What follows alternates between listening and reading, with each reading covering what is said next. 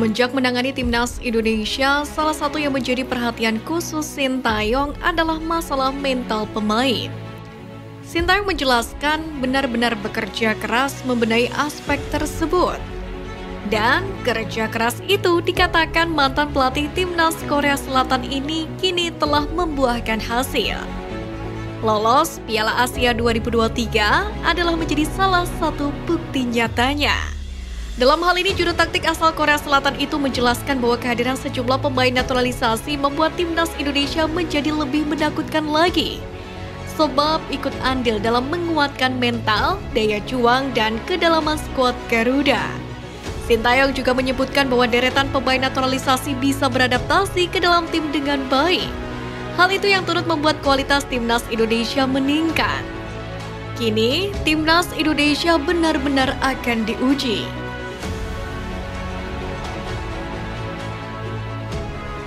Sebab pertandingan pertama skuad Garuda di putaran 2 kualifikasi Piala Dunia akan dilaksanakan di kandang Singa Mesopotamia.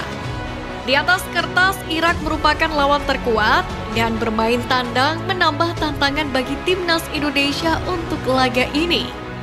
Kini tantangan dipastikan akan semakin sulit karena Stadion Internasional Basra akan disesaki oleh para supporter tuan rumah. Sebab melansir dari akun Instagram @GarudaFansbook dipastikan seluruh tiket Indonesia versus timnas Irak sudah ludes terjual, yaitu 65.000 tiket. Sementara Stadion Basra sendiri memiliki kapasitas 65.000 orang, yang berarti stadion akan penuh tanpa celah ketika timnas Irak menghadapi timnas Indonesia. Dengan begitu, pertandingan pasti tidak akan mudah bagi skuad Garuda. Namun demikian, Sintayong tidak peduli perbedaan jauh antara timnas Indonesia dengan Irak ini. Pelatih asal Korea Selatan tersebut berambisi membawa skuad Garuda menang atas Singa Mesopotamia. Tentu kepercayaan diri tersebut bukanlah tanpa modal. Sejauh ini timnas Indonesia memang dalam tren positif. 12 gol atas Brunei Darussalam menjadi motivasi Garuda untuk kembali menggila di kandang Singa. Selain itu, komposisi pemain timnas Indonesia yang dibawa ke Irak ini diyakini menjadi racikan yang meyakinkan. Kombinasi antara pemain lokal dan keturunan kembali diturunkan. Pada lawatan ini, Sintayong membawa setidaknya 6 pemain keturunan, di mana pemain ini dianggap menjadi bukti naturalisasi yang sukses di Indonesia. Ada Mark Locke, Elkan Bagot, Jordi Amat, Sandy Walsh, Rafael Struijk, dan Zain Patinama. Lalu ada nama Asnawi, Sadil, dan Pratama Arhan sebagai pemain abroad, sisanya adalah pemain moncer Liga 1.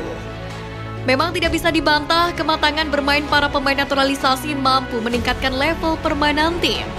Mark Locke dengan umpan jauhnya yang akurat, ia juga piawai dalam mengatur tempo permainan. Elkan Bagot dengan postur yang menjulang benar-benar melengkapi pertahanan timnas Indonesia. Dengan tinggi 1,96 meter, ia sering memenangi duel-duel udara, bahkan ikut berkontribusi mencetak gol untuk Garuda. Tak hanya itu, dengan kaki kirinya yang kuat, Bagot juga memiliki jangkauan yang sangat luas. Kemudian Jordi Amat pernah menghadapi La Pulga hingga CR7, tak bisa ditampik kematangan bermainnya mampu menggantikan peran Fahrudin Arianto, yang mana mulai mengalami penurunan performa karena tergerus usia. Jordi Amat sendiri juga piawai dalam distribusi bola. Belakangan ini viral di media sosial umpan jauhnya bersama JDT mampu membelah pertahanan lawan. Kemudian Sandy Walsh, ia salah satu pemain versatile yang dimiliki oleh timnas Indonesia saat ini. Tercatat ia bisa memainkan peran sebagai bek sayap, bek tengah, dan gelandang bertahan. Permainannya di lini bertahan dan kepiawaiannya dalam membantu serangan memiliki level yang berbeda dibandingkan dengan pemain lokal. Ketenangan dan pengambilan keputusannya pun sangat baik.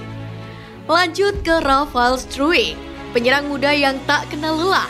Ia memiliki daya jelajah yang luas dan tak segan melakukan duel-duel keras untuk membongkar pertahanan lawan.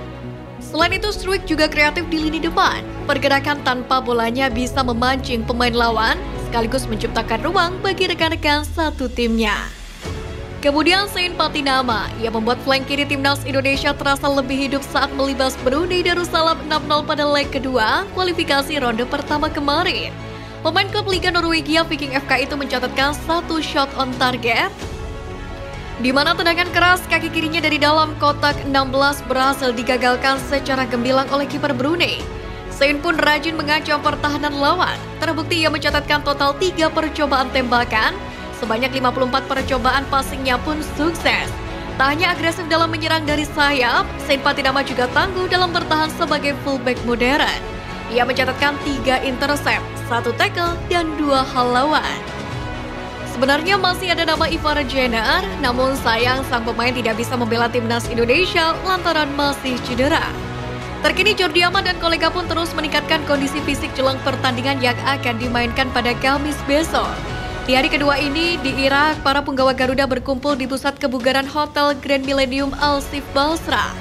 Pada pagi hari, para pemain melakukan in-body test sebelum ditempa latihan fisik oleh pelatih fisik timnas Indonesia Shin Sang-gyu. Pada kesempatan ini, Shin Sang-gyu mengatakan bahwasanya kondisi fisik para pemain dalam keadaan yang baik. Akan tetapi fisik mereka harus lebih ditingkatkan lagi agar bisa kembali ke dalam kondisi terbaiknya. Apalagi lawan yang akan dihadapi timnas Indonesia bukanlah lawan yang mudah. Pasalnya Irak memiliki ranking yang jauh lebih bagus, yakni berada di peringkat 68 dunia. Sedangkan Indonesia bertengger di ranking 145 dunia. Oleh karena itu, fisik menjadi hal utama yang menjadi fokus staf pelatih skuad Garuda. Dan kabarnya terkini timnas Indonesia akan kian lengkap pada hari ini karena 3 pemain lagi akan datang. Adalah Asnawi Mangkualam, Zayn Patinama, dan Rafael Struijk. Sementara itu timnas Indonesia di bawah asuhan Sintayong kini sedang mendapatkan banyak sorotan positif dari seluruh dunia. Bagaimana tidak, skuad Garuda menunjukkan perkembangan yang sangat pesat sejak dipegang kendalinya oleh Sintayong. Ternyata jauh sebelum skuad Garuda berkembang pesat seperti sekarang, legenda timnas Belanda sempat bicara jujur soal timnas Indonesia di masa depan.